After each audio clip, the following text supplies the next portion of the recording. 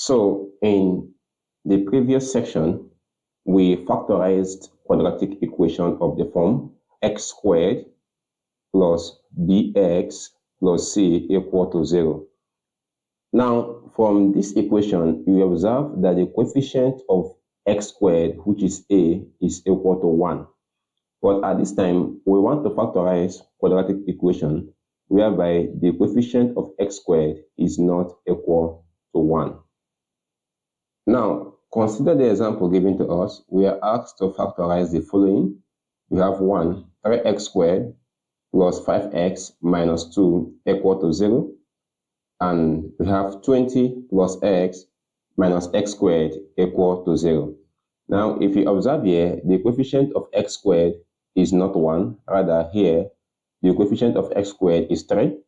And also, for this particular question, the coefficient of x² is not 1, but rather is negative 1. So, let us obtain the solution for these questions. So, for I, we have that 3x² plus 5x minus 2 is equal to 0. Now, to factorize this quadratic equation, the first thing we do is that we multiply the coefficient of x², which is 3, and the constant term, which is negative 2. So we have 3 times negative 2, which is equal to negative 6. So the next thing we do is that we look out for two integers that their product is negative 6 and their sum is 5, which is the coefficient of the middle term. So the two integers are plus 6 and minus 1. This is because 6 times minus 1 is equal to minus 6, and 6 plus minus 1 is equal to 5. So therefore, we have the equation that this point becomes plus 6, and here we have minus 1. So therefore, we now have that this becomes 3x². So we replace 5x with the integers we have. So here becomes plus 6x minus x, because minus 1 times x is minus x, minus 2 equal to 0. So at this point, we can group these terms. Now, consider the first bracket. You will find that 3x is common, so we can factor out 3x from the first bracket. So we have 3x, open your bracket. At this point, we'll be left with x plus 2. Minus, also, if you look at the second bracket, 1 is common. So therefore, we have 1, open your bracket, x plus 2 equal to 0. At this point, we have negative, but at this point, we have plus, because minus 1 times x is minus x, and minus 1 times 2 is minus 2. So the next thing we do is to factor out the expression inside the bracket.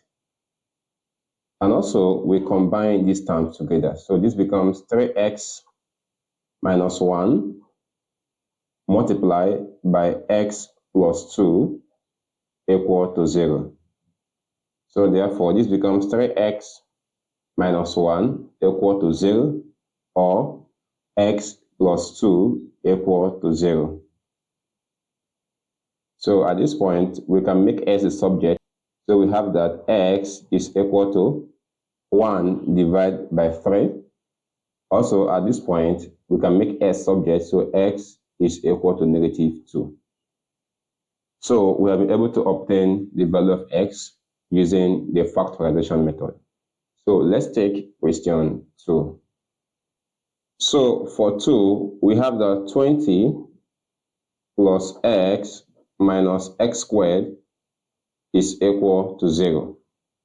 Again, the first step is to multiply the constant term 20 by the coefficient of x².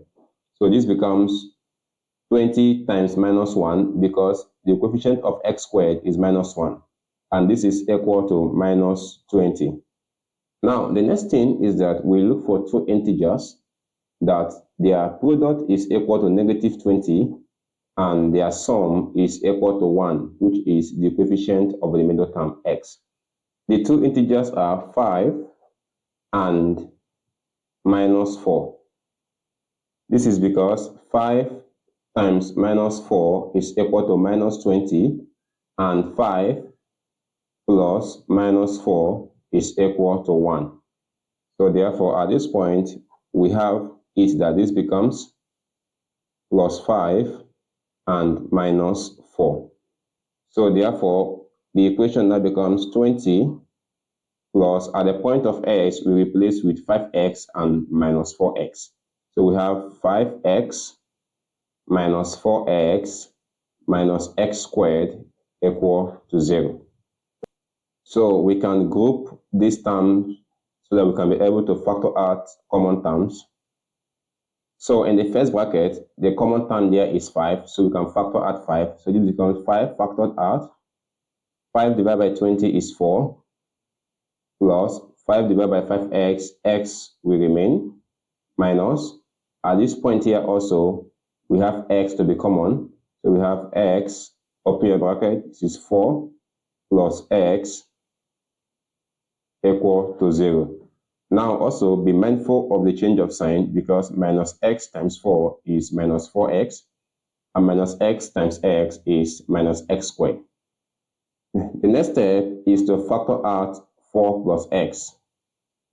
And also we can combine these terms. So therefore, the equation now becomes 5 minus x multiplied by 4 plus x equal to 0. So we have that 5 minus x is equal to 0, or 4 plus x is equal to 0. Thus, we have it that x is equal to 5, or x is equal to minus 4. Now, at this point, we have been able to provide the solution for the two quadratic equations given to us.